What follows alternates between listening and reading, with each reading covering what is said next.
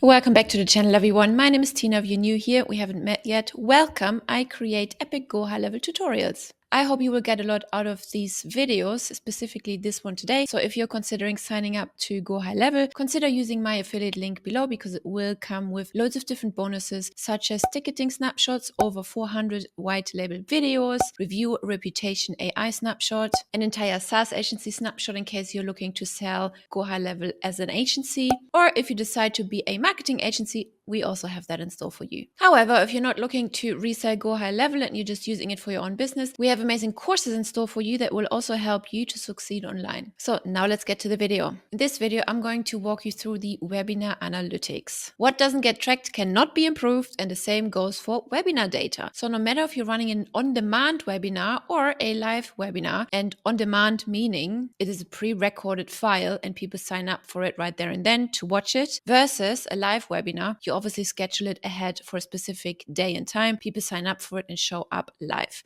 We have analytics for you for both options in store. Let me show you how all of that looks like. So to start off, let's click on site on the left, and then here at the top you see webinars and analytics. So let's go to webinars real quick, and here you can click add new webinar funnel, and you can decide whether or not you want to build an on-demand webinar funnel or a live webinar funnel. Once all of that is set up, you see we have 3 webinars set up right here. You can go to analytics, then you can click the drop-down menu here. You can select webinars, and here's a second drop-down menu where you can select all webinar data or a specific webinar to see the data for. On the right-hand side, you can also select a time frame for what particular time period you would like to see the data. Then right here, you can switch between page views and registrations. Page views will tell you how many people visited and landed on your page versus how many people have actually registered, which will give you a conversion rate of your sign up page. So scrolling further down, we have the video engagement overview section.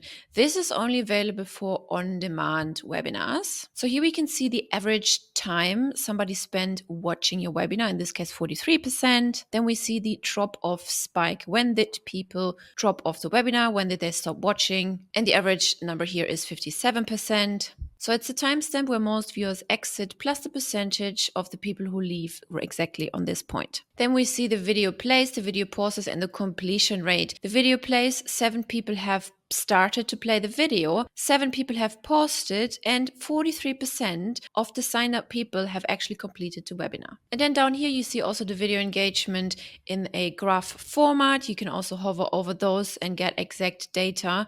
Once there is more data, how many people did exactly what per day or per hour. So generally speaking, these metrics will help you to understand whether or not your content is still on point, or if you need to go back and maybe re-record the whole thing, maybe redo your slides and the content of your webinar. Because remember, always in a webinar, if you overteach, people will not buy from you. So you will have to find a healthy middle ground on how to navigate your webinar content. So now when it comes to live webinar analytics, you'll be able to see total registrants versus total attendees, which helps you instantly to spot no-show gaps, right? Right now, you can see here, this is only for the on-demand, but if you would have a live webinar running, then you would see this data, total registrations versus total attendees. You would see the peak live viewers, meaning the highest concurrent audience displayed on the timeline graph, as well as engagement spikes, meaning plays, pauses, and chat bursts mapped to the broadcast clock. You could use this data to refine reminder workflows and interaction moments. And once you're running recurring webinars, you will also be able to access this data. Recurring analytics aggregate data across every session in a series. So here we have registrations, attendees, repeat attendees, average attendance percentage, average conversion percentage, and session count. This bird's eye view is really great because it helps you to choose the best cadence on topics for always on webinar programs. If you go over to page views real quick, you can also access more data, such as the page views per day, of course, how many page views in total, how many unique page views, the top browsers people are using, the top client IPs, and even you can filter by all the countries, state or cities, as well as the acquisition data, where does the traffic come from, okay, what channels or what source or medium, and as well as you can filter or see a list of different devices. The amazing thing here is you don't need to add any additional codes into any pages or anything like that, because once you've published your webinar, the analytics tab is automatically activated. Please note that the data for live webinars populates in real time, and the final processing time to get all the data together takes about 10 to 15 times after the webinar has been completed. You can also trigger workflows based on how much somebody has consumed from your video. To set this up, go to automations on the left, workflows at the top, create a new workflow. And then as the trigger, you would type video and then select events, video tracking. And from here, you can narrow down and add filters. When do you want this trigger to fire? In what particular funnel, which particular video, and after what particular video duration should this trigger fire? So let's say we select video, and then here we can select our webinar files and then hit save trigger. From here, we can then send emails, SMS, WhatsApps to re-engage the customer and say, hey, you've only watched 50% of the webinar. Here is the direct replay link. Make sure you check out the rest of the replay because